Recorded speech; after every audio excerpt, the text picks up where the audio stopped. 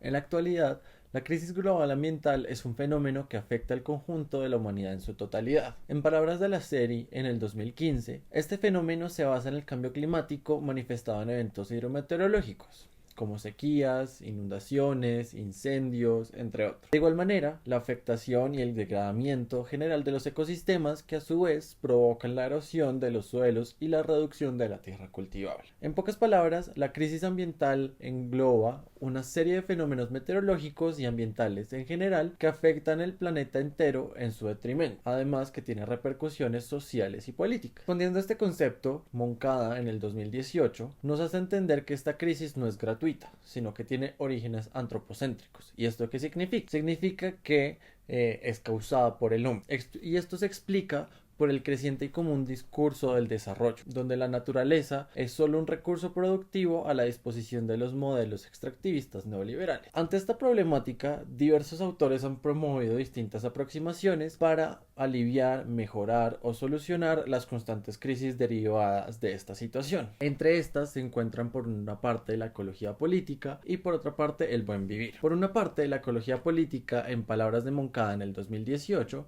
trata de hacer que cualquier análisis sobre los territorios incorpore las variables ambientales de tal manera que estos no sean tomados como un obstáculo para el desarrollo, sino que considere que los humanos somos partes inseparables de la naturaleza misma. Complementando esta definición, Gudinas en el 2009 plantea que según la ecología política se deben reparar las veedurías y normativas del capitalismo frente al ambiente, y esto para que se implemente de manera más eficaz, o si no se deben reformar en general las instituciones capitalistas, en tanto que los sistemas económicos y políticos tienen fallas estructurales desde su planteación inicial, como modelo neoliberal, capitalista y extractivista. Por otra parte, el buen vivir se desarrolla según lo que expone Acosta en el 2015 como una propuesta que no se basa en los saberes occidentales, eurocéntricos, sino que se basa en los conocimientos ancestrales de Latinoamérica de los pueblos indígenas. Esta propuesta se presenta como una alternativa del desarrollo que no impide el progreso, está diferenciando el progreso y el desarrollo. Lo que busca es reparar los daños causados por los modelos económicos actuales a partir de un reencuentro con la naturaleza y dejar de pensarla como un objeto que podemos nosotros mercantilizar. Siguiendo con esta línea de pensamiento, lo expuesto por Gudinas y Acosta en el 2011 implica que el buen vivir busca además la formación de una sociedad en armonía, donde la riqueza está distribuida equitativamente y se pueda convivir buscando el progreso en comunidad, sin necesidad de agredir los ecosistemas y el ambiente en general. Teniendo estas dos alternativas claras, podemos concluir que ambas son alternativas del desarrollo, donde se ha planteado que el desarrollo funciona como un detrimento para el medio ambiente, en tanto que discurso perjudicial para el medio ambiente, basándose en los sistemas extractivista y neoliberal. ¿Cómo se puede mejorar la seguridad ambiental aplicando energías renovables en un territorio? Pues bueno, para eso empecemos definiendo qué es seguridad ambiental. Según la resolución 377 de 1982 de la Asamblea General de las Naciones Unidas,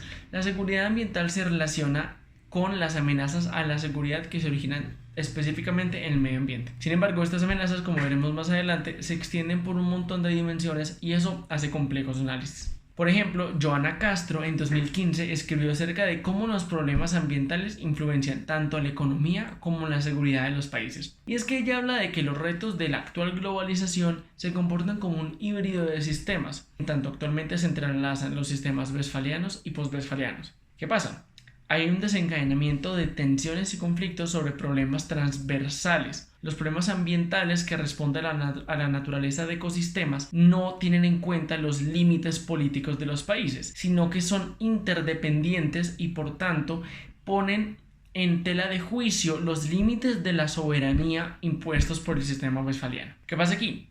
Como la seguridad es el aseguramiento de la continuidad de los elementos más relevantes para la supervivencia y bienestar de las personas, los problemas ambientales relacionados al cambio climático, por ejemplo, es decir, el acceso a agua potable, la producción de energía, el acceso a los alimentos, son amenazas directas a la seguridad de las naciones que, sin embargo, no necesariamente se resuelven solamente con la acción de un Estado. Por ejemplo, los gases del efecto invernadero como producto de la producción de energía tienen este carácter transversal, porque los costos ambientales son globales, mientras que los beneficios de esa producción son concentrados, lo cual implica un reto gigante. Además, el modelo actual de producción de energía, al agravar el calentamiento global, afecta el normal desarrollo de otros ecosistemas, lo cual hace que la dificultad futura para usar los recursos naturales conlleve violencias derivadas de la escasez. Es decir, mientras el calentamiento global sigue afectando los ecosistemas, la escasez de muchísimos recursos empieza a crecer y en ese sentido aparece entonces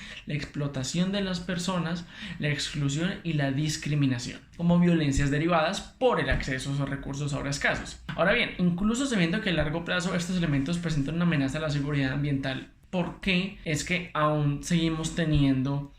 acciones que siguen acrecentando el problema del calentamiento global? Uno de los ejes de riesgo que encuentra Rafael Gras en 1994 alrededor de los llamados conflictos verdes son las diferencias de enfoques, es decir, las diversas prioridades y visiones que tienen los países en relación a la relación, valga la redundancia, entre medio ambiente, pobreza y desarrollo económico. Como son diversas, entonces los esfuerzos que responden a esas prioridades son esencialmente políticos y no necesariamente utilizan un criterio de conservación ambiental de los ecosistemas, sino de beneficios relativos. Además, muchísimas industrias extractivas, especialmente de petróleo e incluso gas natural, que usualmente se asume como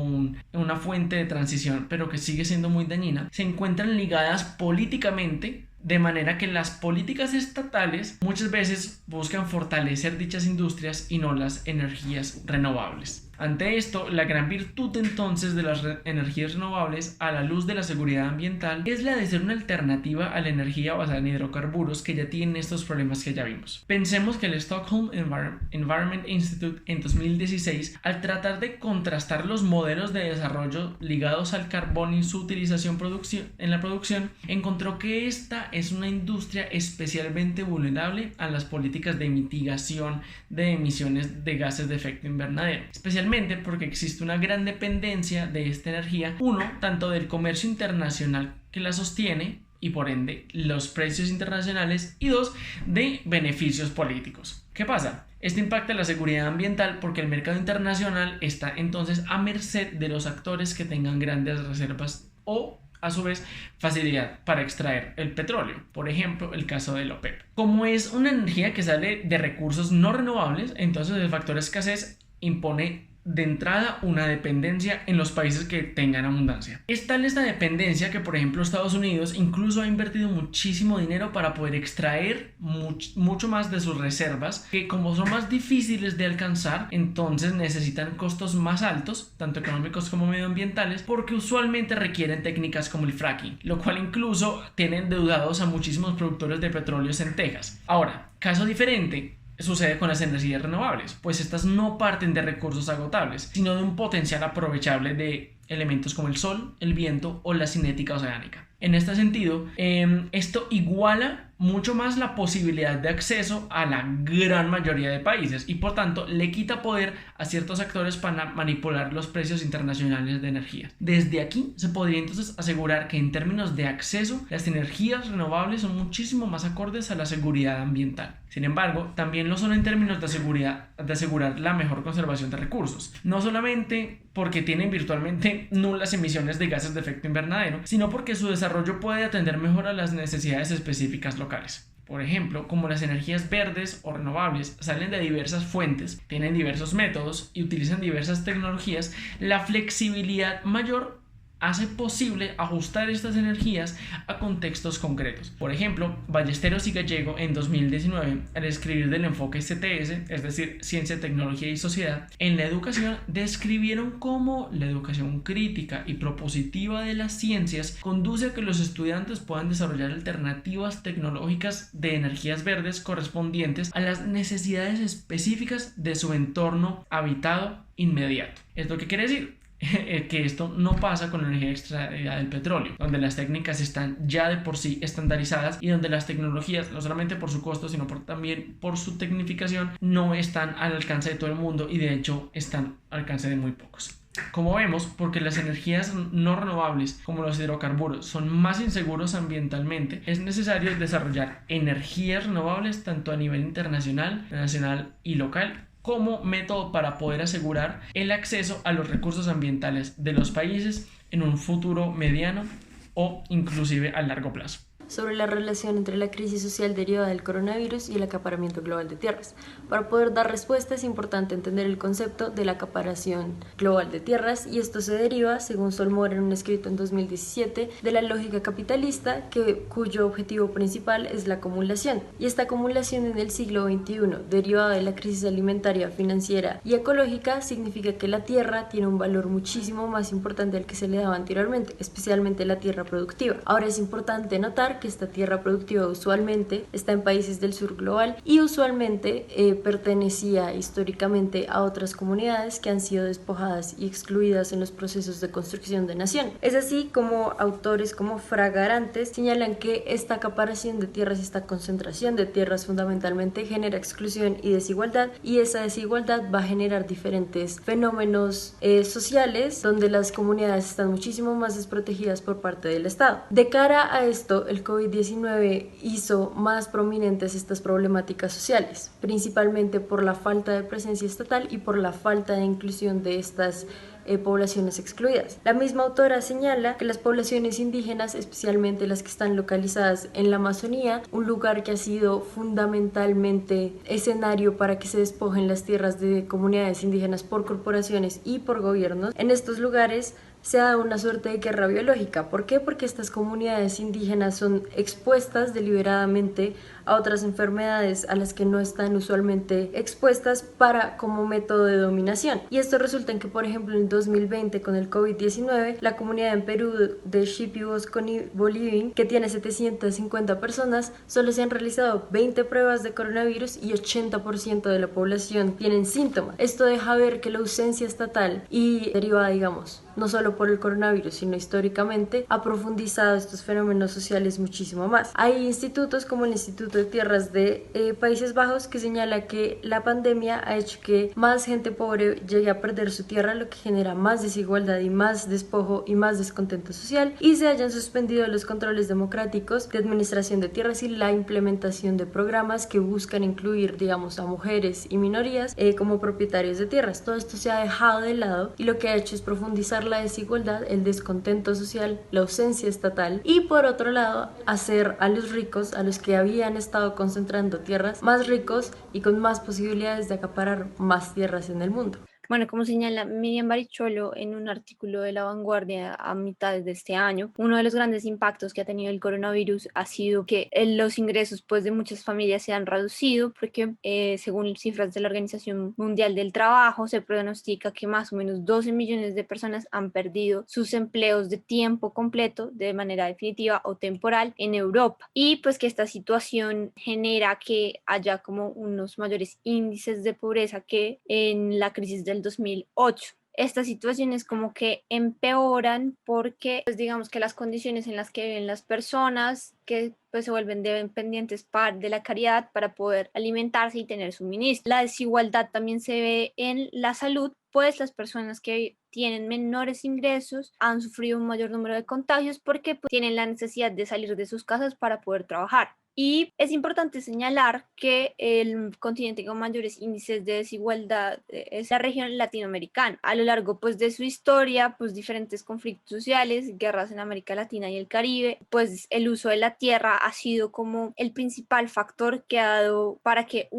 hayan conflictos armados, y también es un detonante de la desigualdad en la región. Según la FAO, que es la Organización de las Naciones Unidas para la Agricultura, América Latina es la región más desigual del mundo entero, según el coeficiente de Gini. El coeficiente de Gini mide el grado de desigualdad en la distribución y el acceso a la tierra utilizando de 0 a 1, siendo 1 la desigualdad más grande y 0 la igualdad perfecta. América Latina tuvo en el 2017 un coeficiente de 0,79, es decir, el más grande a nivel de otros continentes como Europa, África y Asia, quienes se mantuvieron entre el 0,55 y el 0,57. A pesar de los intentos que han realizado los diferentes países latinoamericanos por hacer de una manera más igualitaria el acceso a la tierra, esto no se ha logrado. Por ejemplo, en Colombia se han impulsado varias leyes para que las comunidades campesinas indígenas tengan un mayor acceso a la tierra, pero las élites nacionales han diseñado como unas contrarreformas agrarias para proteger sus intereses económicos y políticos, y esto ha afectado mucho a las poblaciones campesinas e indígenas que no tienen tanto acceso a la tierra o que tienen que rentar pequeñas parcelas para hacer sus cultivos. Hoy con el coronavirus esto compromete un problema de que las personas no tengan acceso a un pedazo de tierra, pues deben pagarles arrendatarios, y con la recesión económica que está viviendo un país de América Latina como Colombia, eso genera que haya un mayor riesgo de que estas personas no puedan pagar esas parcelas y pues no puedan generar los ingresos que necesitan, llevándolos así a la pobreza. Por eso es importante que en América Latina se dé una reforma para la redistribución de las tierras, pero también se promuevan los cultivos sostenibles para que si hay un acaparamiento de tierras no se hagan monocultivos que dañen la fertilidad de estas tierras, sino que se pueda dar una mayor